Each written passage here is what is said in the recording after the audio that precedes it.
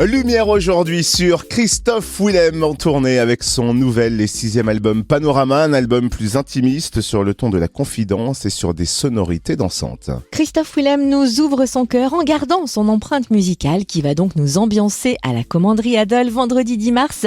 Christophe Willem est notre invité, bonjour. Bonjour.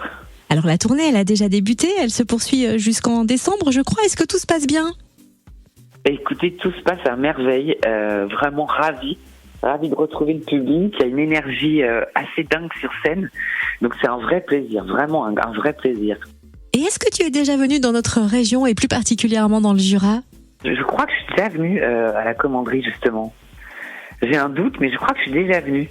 Parce qu'on se dit que si tu reviens, c'est que tu connais les bonnes spécialités qu'il y a dans notre région et que tu es un bon vivant ? Oh là c'est possible, mais en tournée on fait quand même attention parce qu'on a tendance à manger des choses très grasses ou caloriques après les concerts, donc c'est possible que je connaisse les spécialités, mais j'en mange avec comment dire, parcimonie.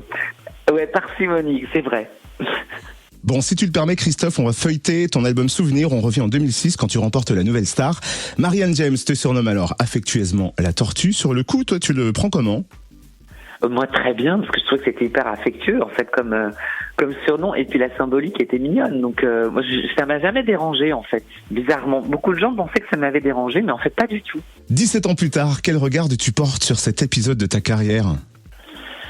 Un épisode beaucoup de tendresse par rapport à la Nouvelle Star, par rapport à tout ce que j'ai vécu. C'est vrai que j'étais quand même très jeune, on se rend pas compte aujourd'hui, mais j'étais très jeune et je pense que j'ai vécu ça avec beaucoup d'insouciance aussi, donc c'était une manière de rentrer comme ça dans la vie d'adulte, de manière complètement improbable. Donc j'ai beaucoup de souvenirs, beaucoup de tendresse de cette époque-là. Alors c'est une belle coïncidence que tu sois avec nous aujourd'hui, parce que ce soir, l'émission anniversaire Nouvelle Star 20 ans va être diffusée sur M6 et pour l'occasion, tu as repris une des chansons que tu avais chantées à l'époque. Tu peux nous dire laquelle ? Oui, j'ai repris Sunny, qui était la toute première chanson que j'ai faite lors du premier prime de l'émission. En fait, on en a discuté comme ça avec la production. J'ai dit, vraiment, s'il faut reprendre un titre qui a marqué je pense, le public et moi, mon histoire dans cette émission, c'était Sunny, le tout premier titre que j'ai chanté à Baltar. Et du coup, c'est vrai que c'était assez marrant, parce qu'on l'a refait exactement dans la version et le timing de la première émission. Donc c'était assez marrant de se retrouver devant le jury, avec le public, avec le même arrangement musical, mais 17 ans après, quoi. Donc c'était assez fou. On va changer de décor, de Panorama, parlons de ce nouvel album. Panorama, sorti en septembre dernier, il y a un titre qui tourne énormément sur Fréquence Plus en ce moment, c'est Je tomberai pas. Est-ce que tu peux nous raconter l'histoire de ce titre ? Comment s'est-il présenté à toi ? Alors c'est particulier parce que ce titre, en fait, moi j'ai rencontré énormément d'équipes différentes. Je voulais vraiment un album qui a un son un peu différent et des textes surtout aussi assez différents par rapport à mon histoire, ce que je voulais raconter. Et j'ai rencontré deux artistes, Laurent Lamarca et Jean-Étienne Maillard, qui ont signé entre autres cette chanson. Et quand je les ai rencontrés pour la toute première fois, je leur avais expliqué en amont un petit peu où j'en étais, ce que j'avais envie de raconter. Et ils avaient préparé à peu près, je crois, 3-4 titres. Et quand j'arrive, ils me disent, on en a un dernier, mais vraiment, on pense que c'est pas du tout, ça va pas te plaire. C'est peut-être un peu trop urbain comme son. Et c'était Je tomberai pas. Et là, quand j'ai entendu cette chanson, mais ça a été un déclic instantané. C'était exactement tout ce que j'avais sur le cœur à ce moment-là, par rapport à l'album précédent, l'album Rio, qui est un album qui n'avait pas marché. Donc j'avais, moi, énormément d'une certaine manière de colère, une espèce de frustration par rapport à cet album, et j'en étais dans cette phase-là en fait, et j'avais vraiment envie de dire tout ça, et c'est vrai que quand j'ai entendu cette chanson, c'était vraiment mot pour mot ce que j'avais sur le cœur à ce moment-là, et j'étais assez stupéfait en fait d'avoir une chanson potentiellement dans mon album à venir à ce moment-là, qui allait exactement figer cette émotion-là en fait. Donc Je tomberai pas, pour moi ça a été un vrai déclencheur sur cet album, au même titre que PS Je t'aime en fait. Assez bizarrement, les deux titres sont apparus à peu près au même moment.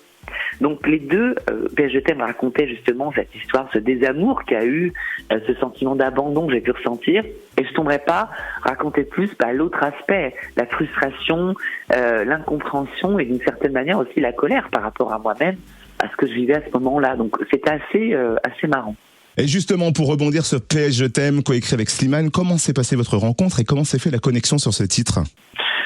Alors Slimane, j'avais rencontré sur les Enfoirés, sur le tournage des Enfoirés pour les Restos du Cœur, et on discutait avec Slimane, il y avait Slimane, Amel et moi, et on était en train de discuter à ce moment-là, justement, de ces remises en question. Moi, j'étais en plein dedans à ce moment-là, et Slimane nous fait un peu un électrochoc. Mais vous vous rendez pas compte le nombre de gens qui vous ont écouté, qui vous écoutent toujours, pour qui vous êtes important dans leur vie, vous les accompagnez en fait dans leur quotidien. Et dis-moi, vous êtes le genre d'artiste que j'ai regardé grandir à la télé, qui m'ont donné envie de faire ce métier en fait. Et donc quand il nous a dit ça a été un peu un électrochoc en fait. C'est vrai qu'on réalise pas trop en fait, d'une certaine manière, l'importance ou la place qu'on peut avoir dans la vie du public ou aussi dans la vie d'autres artistes. Et Slimane me dit, écoute, moi j'aimerais beaucoup essayer de travailler avec toi. On fait une chanson de peu importe combien, et puis si ça te plaît, c'est super. Et pas, au moins on aura passé un moment à travailler ensemble, quoi. Ce sera de la musique, ce sera jamais du temps perdu. Et donc un mois après, on s'est revus à Paris. Et là, cette chanson a vu le jour en l'espace d'une journée. Enfin, c'était assez hallucinant. Justement, Slimane, et c'était mon envie, je voulais justement pas faire un album qui soit vindicatif ou qui soit pleurnichard dans le sens oh là là que c'est difficile la vie d'artiste, parce que c'était pas du tout ça le sujet que je voulais élaborer en fait. Et Slimane me dit, écoute, je suis complètement d'accord avec toi. Je pense qu'il faut prendre les choses sous un côté plutôt positif. Il faut faire quelque chose d'assez joyeux dans la musique, sans éluder ce que tu as envie de dire. Et c'est là que PS Je t'aime a vu le jour, en fait, et que l'histoire a démarré.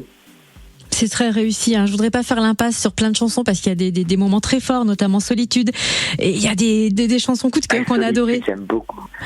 Et c'est aussi... Solitude en concert, c'est vraiment génial comme titre, vraiment. Ah mais oui, j'imagine, parce qu'en plus Solitude, c'est un message d'espoir vraiment pour la génération actuelle qui lutte vraiment contre le harcèlement scolaire, parce qu'on en entend de plus en plus parler.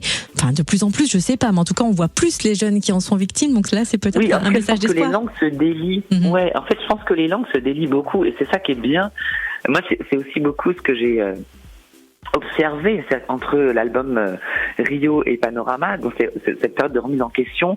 Je me suis aussi beaucoup nourrie de ces témoignages, de voir à quel point justement la nouvelle génération s'empare aussi de beaucoup de sujets, des sujets aussi bien sur la sexualité, sur le harcèlement scolaire, sur l'identité. Il y a énormément de gens qui bougent les lignes aujourd'hui, et je trouve que cette nouvelle génération justement, elle est très investie sur tous ces sujets-là. Elle les prend à bras le corps, justement, des fois avec une sincérité qui est déconcertante, et je trouve que c'est en même temps un vrai message d'espoir, justement, parce que les langues se délient beaucoup, parce que justement on essaie de faire en sorte que la singularité de chacun puisse devenir une force collective, et c'est ça que je trouve très intéressant. Moi, j'ai toujours été assez contre la logique de communautarisme, de s'enfermer dans des combats pluriels, collectifs, parce que je trouve que d'une certaine manière, ça réduit l'individu à un groupe. Je trouve qu'on est beaucoup plus fort quand justement on met en valeur la singularité de chacun au sein de ce même groupe. Et je trouve qu'aujourd'hui, on a ce mouvement qui est en train d'émerger.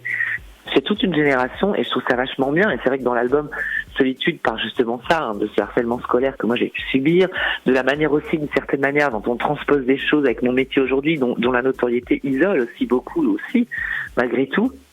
Et c'est vrai que dans cet album, je pense à Mylène Miroir, je pense à J'avance. Il y a beaucoup de thèmes qui sont abordés justement, et qui essayent de faire justement l'éloge de la singularité de chacun, et justement de se dire que le standard n'existe pas, et que justement le collectif existe, parce qu'il y a justement tout un tas de différences entre tout le monde en fait, et c'est ça qui est beau, et c'est ça qu'il faut cultiver en fait. Et c'est vrai que c'est un album qui parle énormément de tout ça. Et cet album, c'est un vrai petit bijou, un joyau à découvrir en live vendredi 10 mars à la Commanderie Adol. Juste une dernière question, est-ce qu'on aura droit quand même à tes plus grands tubes, parce qu'on est chaud pour chanter Double Jeu, nous par exemple, on s'y est chauffé. Après, il faut vous préparer, parce qu'évidemment que ces titres seront là, et en plus je vous mets beaucoup à contribution, donc il faut bien préparer et réviser les classiques. Sans problème, avec grand plaisir. En tout cas, merci d'avoir été notre invité, Christophe Willem. Mais merci beaucoup, merci.